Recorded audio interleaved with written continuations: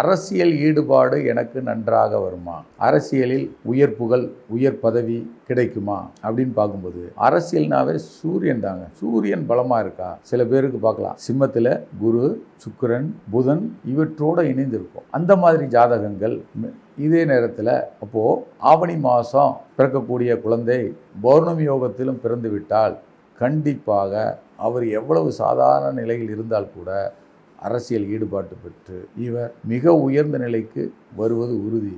ஏன்னா சூரியனே அரசியலுக்கான கிரகம். மேலும் இவருக்கு கிரகங்கள் பாவ கிரகங்கள் உச்சம் பெற்று அதனுடைய வீடுகளில் இருக்கக்கூடிய கிரகங்களின் தசை நடக்கும் பொழுது நிச்சயமாக அரசியலில் உயர்ந்த நிலைக்கு வருவாங்க. அப்போது சனி செவ்வாய் உச்சம் பெற்று அதனுடைய வீடுகளான மேசம், விருச்சிகம், மகரம், கும்பங்களில் இருக்கக்கூடிய கிரகங்களின் தசை மிக சிறியதாக இருந்தால் கூட அரசியலில் உயர்ந்த நிலைக்கு அமைத்துவிடும். நன்றாக பலம் பெற்ற வெற்றி பெற்ற ஆட்சியாளர்கள், அதாவது அரசியல்வாதிகளின் ஜாதகத்தை ஆய்வு செய்து பாருங்கள், உங்களுக்கே நன்றாக தெரியும்.